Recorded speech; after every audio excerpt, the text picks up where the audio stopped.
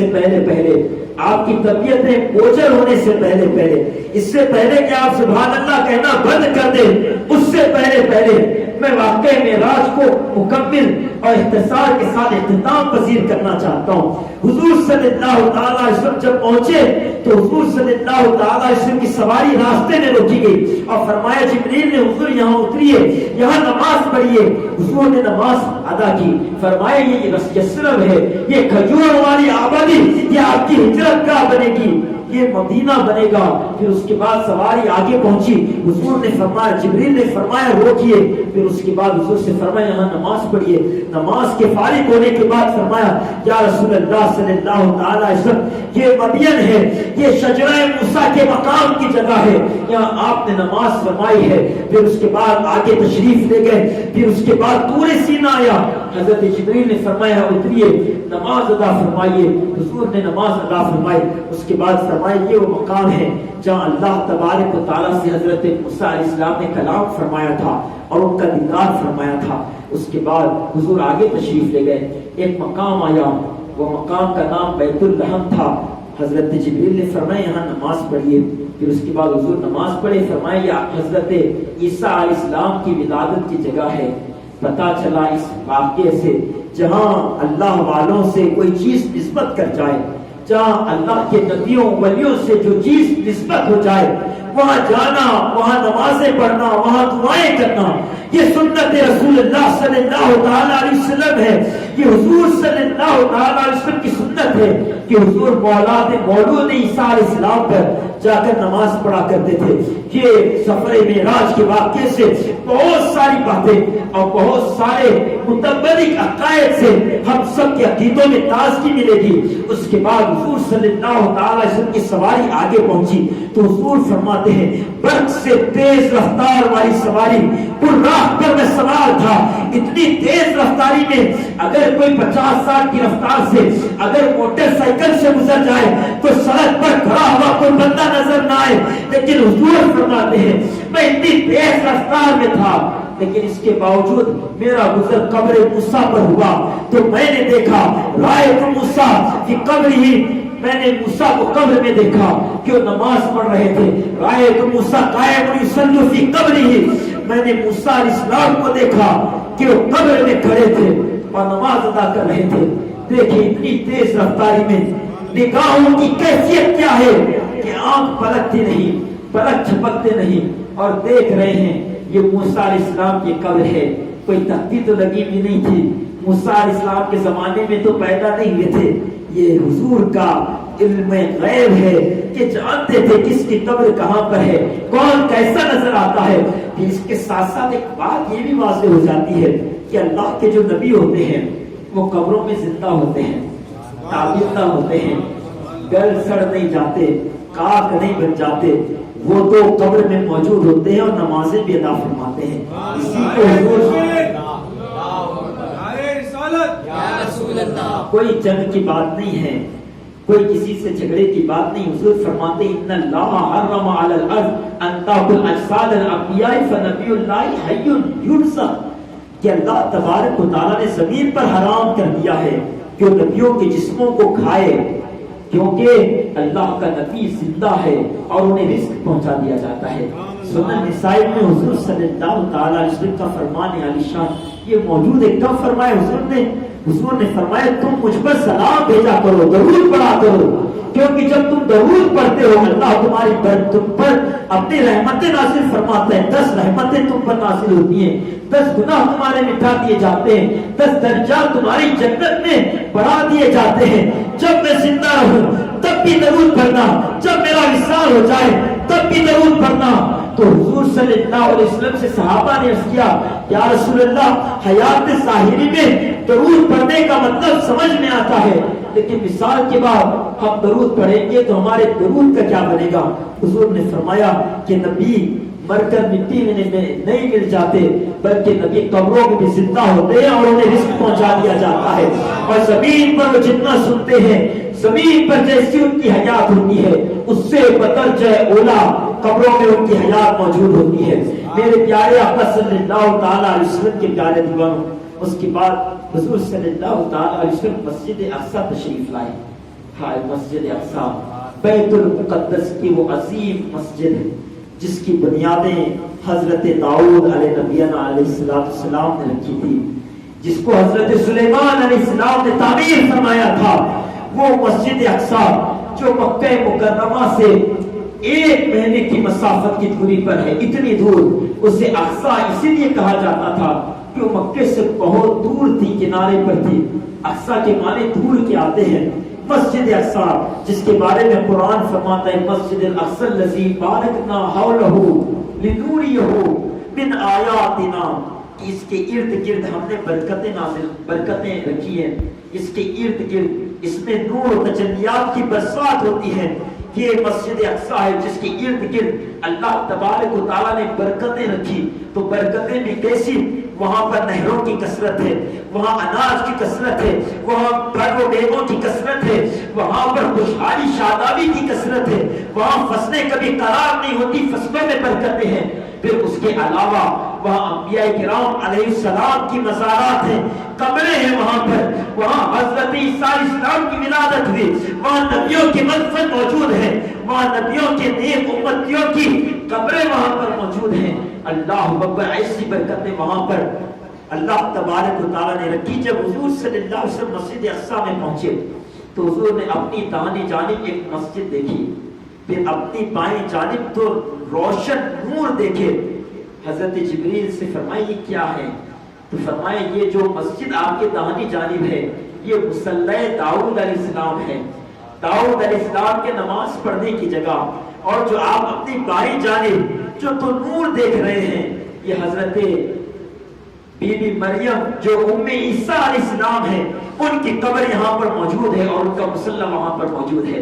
دیکھیں کتنے سالوں بعد، کم و بیش 600 سال بعد حضرت عیسیٰ علیہ السلام کے ولادت کے کم و بیش 600-700 سال بعد حضور صلی اللہ علیہ وسلم کی ولادت ہوئی، اور اس کے کئی سال بعد حضور مسجد اقصی پہنچے، اور وہاں پر حضرت بی بی مریم علیہ السلام کے مصلی بھی نور کی شکل میں روشن تھا اور ان کی قبر بھی نور کی شکل میں موجود تھی۔ کتنی برکتیں اللہ نے مسجد اقصی کے ارد گرد رکھی ہیں۔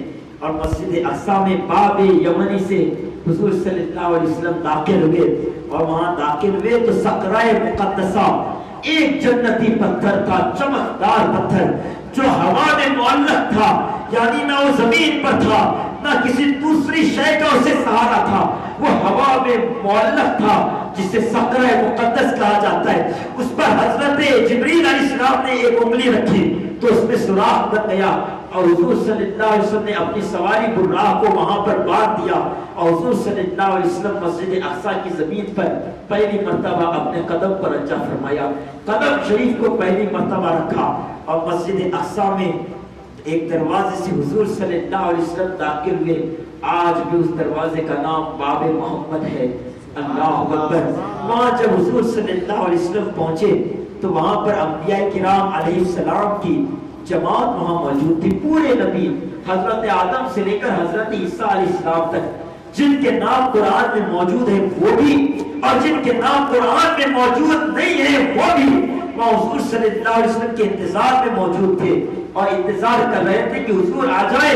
جب حضور آ گئے سب کھڑے ہو گئے، السلام والسلام علیکہ یا رسول اللہ کی صدائے درود بلند ہو گئے، اور سب استقبال کے لیے کھڑے ہو گئے، اور حضور صلی اللہ تعالی علیہ وسلم وہاں مصلی پر تشریف لے گئے، اور وہاں پر جانے کے بعد اذان دی گئی، وہ اذان جو آج ہماری مسجدوں میں گونج رہی ہے، اشہد ان محمد رسول اللہ، یہ اذان کے کلمات، اور حضور صلی اللہ علیہ وسلم کی رسالت تمام نبیوں کی موجودگی میں سنا دی گئی۔ اللہ اکبر۔ مسجد اقصی کا بام و در آج چمک اٹھا ہے، اس کے پتھر و دیوار اس کے مہک اٹھے ہیں، آج اس کی تکمیل ہو گئی، اس کے بنانے کا مقصد آج پورا ہو گیا۔ اے داؤد علیہ السلام، آپ نے جس کی بنیادیں رکھی تھی، آج اس کی بنیادیں رکھنے کا مقصد آج پورا ہو گیا۔ اے سلیمان علیہ السلام، جس کو آپ نے تعمیر فرمایا تھا، وہ مسجد اقصی کے تعمیر ہونے کا آج مقصد پورا ہو گیا۔ مسجد اقصی میں کاتب الرسول تشریف لائے ہیں، محبوب خدا تشریف لائے ہیں، معراج کے دلہا تشریف لائے ہیں، امام الانبیاء تشریف لائے ہیں، اور سارے نبیوں کی امامت حضور صلی اللہ تعالیٰ علیہ وسلم فرما رہے ہیں۔ اسی کو قرآن کہتا ہے وَإِذْ أَخَذَ اللَّهُ مِيثَاقَ النَّبِيِّينَ لَمَا آتَيْتُكُم مِّن كِتَابٍ وَحِكْمَةٍ ثُمَّ جَاءَكُمْ رَسُولٌ مُصَدِّقٌ لِّمَا مَعَكُمْ لَتُؤْمِنُنَّ بِهِ وَلَتَنصُرُنَّهُ قَالَ أَقْرَرْتُمْ وَأَخْلَصْتُمْ عَلَىٰ ذَٰلِكُمْ إِصْرِي قَالَ أَقْرَرْنَا قَالُوا فَاشْهَدُوا وَأَنَا مَعَكُمْ مِنَ الشَّاهِدِينَ۔ سورہ آل عمران اٹھاؤ، اللہ فرماتے ہیں میثاق کے دن کو یاد کرو جب اللہ نے انبیاء سے وعدہ لیا تھا کہ میں تمہیں رسول اور کتاب دے کر تمہیں نبی بنا کر زمین پر بھیجوں گا، اور پھر تمہارے درمیان ایک میرا محبوب آئے گا، میرا رسول آئے گا، اور جب وہ آ جائے تو تم اس پر ایمان لانا، ان کی مدد کرنا، ان کی تصدیق کرنا۔ کیا تم اس کا وعدہ کرتے ہو؟ قال اقررنا، ہم وعدہ کرتے ہیں، ہم اقرار کرتے ہیں ایسا کریں گے۔ قالوا فاشهدوا انا معكم من الشاهدين، کہ تم ایک دوسرے پر گواہ ہو جاؤ۔ یہ عالم برزخ میں اللہ نے نبیوں سے وعدہ لیا تھا، لیکن آدم آئے نبی نہ آئے، نوح آئے آقا نہ آئے، حضرت ابراہیم آئے آقا نہ آئے، موسیٰ آئے، عیسیٰ آئے، کوئی نہ آیا، سب سارے رسول آ کر چلے گئے، لیکن جس کو بھیجنے کا وعدہ کیا گیا تھا وہ رسول نہ آیا۔ تو اللہ تبارک و تعالیٰ نے آج مسجد اقصی میں اس رسول کو بھیج کر ان کی امامت کرا کر ان کی رسالت کو سارے رسولوں پر عام کر دیا، اور میثاق کے وعدے کو سچا کر دیا، اور سارے انبیاء کرام علیہ السلام میں سے کسی ایک نے بھی انکار نہ کیا۔ جنہوں نے وعدہ کیا تھا عالم برزخ میں میثاق کے دن، وہ سب اپنے وعدے پر اٹل رہے، اور سب نے حضور علیہ السلام کی تصدیق کی اور ان کی امامت کو قبول فرما لیا۔ میرے پیارے آقا صلی اللہ تعالیٰ علیہ وسلم کے پیارے دیواروں، 7 صفیں انبیاء کرام علیہ السلام کی لگی ہوئی تھی۔ پہلی 3 صفیں رسولوں کی تھی، مرسلین کی تھی، اور آخری 4 صفیں نبیوں کی تھی۔ یہ سارے نبیوں نے حضور کی ابتدا میں نماز ادا کی، پھر اس کے بعد ہر نبی اپنے اپنے اعتبار سے خطبہ دیا۔ حضرت آدم علیہ السلام نے خطبہ دیا کہ اللہ کے لیے ساری تعریفیں ہیں جس نے مجھے بغیر ماں اور باپ کے پیدا فرمایا اور مجھے صفی اللہ کا خطاب عطا فرمایا۔ حضرت ابراہیم علیہ السلام نے بھی خطاب کیا اور فرمایا ساری تعریفیں اللہ کے لیے ہے جس نے مجھے اپنا کلیم کیا اور مجھ پر نار نمرود کو گلزار کر دیا۔ حضرت موسیٰ علیہ السلام نے خطاب کیے، اللہ کی تعریف بیان کی اور فرمایا ساری تعریفیں اللہ کی جس نے مجھے ید بیضا عطا فرمایا، مجھے عصا عطا فرمایا اور مجھ سے کلام فرمایا، اور اس کے بعد مجھے کتاب عطا فرمائی۔ پھر حضرت عیسیٰ علیہ السلام کھڑے ہوئے اور انہوں نے خطبہ دیا ساری تعریفیں اللہ کے لیے جس نے مجھے بغیر باپ کے پیدا فرمایا، مجھے کتاب عطا فرمائی، مجھے اپنا کلمہ اور اپنی روح قرار دیا۔ اس کے بعد حضور صلی اللہ تعالیٰ علیہ وسلم تشریف فرما ہوئے اور اس کے بعد فرمایا ساری تعریفیں اللہ کے لیے جس نے مجھے خاتم الرسول بنا کر بھیجا اور مجھے سارے جہانوں کے لیے رحمت بنا کر مبعوث فرمایا۔ اللہ اکبر، میرے بعد کوئی رسول نہیں، اور کل قیامت کے دن میرے لیے مقام محمود کا انتظام فرمایا اور مجھے شفاعت عظمیٰ عطا فرمائی۔ کل قیامت کے دن میری شفاعت کے علاوہ کسی اور کی شفاعت نہ ہوگی۔ اللہ اکبر۔ اس کے بعد حضور صلی اللہ تعالیٰ علیہ وسلم وہاں سے نکلے اور آسمانوں کا سفر شروع ہو گیا۔ آسمانوں پر حضور صلی اللہ تعالیٰ علیہ وسلم پہنچے۔ پہلا آسمان آیا، دوسرا آسمان آیا، تیسرا آسمان، چوتھا آسمان، پانچواں آسمان، چھٹویں آسمان پر حضرت موسیٰ علیہ السلام موجود تھے، ان سے ملاقات ہوئی، اہلاً و سہلاً مرحبا کی صدائیں دی۔ پھر 7ویں آسمان پر پہنچے، حضرت ابراہیم علیہ السلام بیت المعمور سے ٹیک لگائے ہوئے بیٹھے ہوئے تھے، اور اس کے بعد سلام کیا، استقبال کیا، سلام ہوا، ملاقاتیں ہوئی، اہلاً و سہلاً مرحبا کی آوازیں آئی۔ اس کے بعد حضرت ابراہیم علیہ السلام نے فرمایا اپنی امت کے پاس جب جاؤ تو میرا سلام کہنا اور ان سے کہنا کہ جنت کی مٹی بڑی زرخیز ہے اور بڑی وسیع ہے، بڑی خوشبودار وہاں کی مٹی ہے۔ انہیں کہنا کہ اس میں درخت لگائے، اس کے اندر اپنے نام سے درخت لگواتے رہے، اور وہ درخت لگوانے کے لیے کیا کریں؟ تو حضرت ابراہیم علیہ السلام نے تسبیح سکھائی اور فرمایا سبحان اللہ والحمد للہ ولا الہ الا اللہ واللہ اکبر۔ پھر ایک روایت میں کہ لا حول ولا قوت الا باللہ العلی العظیم، یہ تسبیح پڑھا کریں۔ جب کوئی بندہ یہ تسبیح پڑھتا ہے تو اللہ تبارک و تعالیٰ اس کے نام کے 5 درخت جنت میں لگا دیتا ہے۔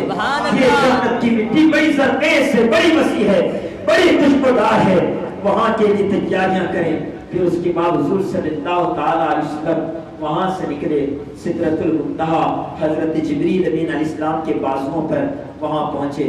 پھر اس کے بعد سدرۃ المنتہا ایک بہت بڑا درخت ہے جس کی جڑیں آسمان پر ہے اور جس کی شاخیں جنت کے ہر محل تک پہنچی ہوئی ہیں، جس کے نیچے سے 4 نہریں نکلتی ہے، دریائے فرات اور دریائے نیل، جو 2 ظاہری نہریں ہیں، اور پھر 2 نہریں، نہر کوثر اور نہر رحمت ہیں جو جنت میں نکلتی ہیں۔ اللہ اکبر۔ حضور صلی اللہ تعالی علیہ وسلم جب وہاں پہنچے تو اس کے درخت کے پتوں پر ملائکہ جو ٹھٹوں کی شکل میں، سونے کے ٹھٹوں کی شکل میں موجود تھے، ان کے ہاتھوں میں نور کے انوار کے تجلیات کے تھالے تھے۔ جب وہاں حضور پہنچے، فرشتے صلاۃ و سلام پیش کرنے لگے، مرحبا کی صدائیں دینے لگے، اور پھر وہاں پر انوار و تجلیات کے طبقات کو حضور پر اڈیل دیا۔ اتنی برکتیں وہاں پر نازل ہوئی۔ ایک رقص کا مقام تھا، ایک وہاں پر عشق و محبت میں ایک جھومتا ہوا ایسا منظر جو انسان تخیل کے نظر میں بس گمان کر سکتا ہے، زبان اسے بیان نہیں کر سکتی۔ حضور صلی اللہ علیہ وسلم جب وہاں سے آگے پہنچے تو جبریل امین علیہ السلام رک گئے۔ حضور نے فرمایا جبریل آگے بڑھو۔ تو جبریل امین علیہ السلام عرض کرنے لگے یا رسول اللہ صلی اللہ علیہ وسلم میں آگے نہیں بڑھ سکتا۔ حضور نے فرمایا جبریل آگے بڑھو۔ تو جبریل نے فرمایا اگر یکسر میں برتر پرم فروغ تجلی بسوں سے پرم۔ اس سے شیخ سعدی شیرازی رحمۃ اللہ تعالی علیہ بستان میں فرماتے ہیں اگر یکسر میں برتر پرم، جبریل نے فرمایا اگر ایک گھوڑے کے برابر بھی آگے بڑھوں گا، فروغ تجلی بسوں سے پرم، تجلی کے انوار میں برداشت نہ کر سکوں گا اور میرے پر چل کر کاف ہو جائیں گے، میں کاف ہو جاؤں گا۔ اللہ اکبر۔ جب اس مقام پر معراج کے واقعے کو لکھتے ہیں مولانا جلال الدین رومی رحمۃ اللہ تعالی علیہ مثنوی شریف میں، تو یہاں ٹھنڈی آہ فرما کر تخیلات میں فرماتے ہیں اے جبریل کہ تم نے وہاں انکار کیوں کر دیا؟ جب حضور نے کہا تھا کہ چلو تو تم چلے جاتے، کیا ہوتا؟ یہی ہوتا کہ جل کر خاک ہو جاتے۔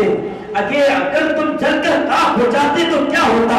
جان آفریت تمہارے ساتھ تھے، وہ تمہیں اس سے بہتر جان عطا فرما دیتے۔ تم اس رسول کو جانتے نہیں، جب حضرت ابوبکر صدیق ان پر کار میں اپنی جان لٹا دیتے ہیں، سانپ تک مارتا ہے لیکن پاؤں جنبش نہیں کرتے، اور زہر کا اثر اتنا کہ ان کا زہر آنکھوں میں نیلا پن ظاہر ہو گیا۔ حضور علیہ السلام نے اپنا لباب دہن لگایا تو سارا زہر ختم ہو گیا۔ جان آفری تمہارے ساتھ تھی، اگر تمہاری جان چلے بھی جاتی تو یہ تمہیں بہترین جان عطا فرما دیتے، اور پھر تم سدرۃ المنتہا تک محدود نہ ہوتے بلکہ تمہاری پرواز اس سے بھی آگے چلی جاتی۔ تم وہاں جاتے جہاں سرکار گئے تھے، تم وہ دیکھتے جو سرکار نے دیکھا، تم وہ سنتے جو سرکار نے سنا۔ اللہ اکبر۔ تم نے انکار کیوں کر دیا؟ پھر اس کے بعد فرماتے اس میں تمہارا کوئی قصور نہیں، تمہارے دل میں وہ دھڑکتا ہوا عشق سے لبریز دل موجود نہیں ہے۔ تم فرشتے تو موجود ہو لیکن تمہارے اندر انسان کا محبت بھرا دل تمہارے اندر موجود نہیں ہے، کیونکہ جب شمع جلتی ہے تو پروانے یہ نہیں دیکھتے کہ کیا بچے گا، بلکہ شمع کو جلتا ہوا دیکھتے ہیں تو اس کی روشنی میں کود پڑتے ہیں، اس کے بدلے میں اپنی جان گنوا دیتے ہیں۔ تم اگر پروانے سے سیکھ جاتے کہ محبت کیسے کی جاتی ہے تو پھر تمہارا مقام اور آگے چلا جاتا۔ اللہ اکبر۔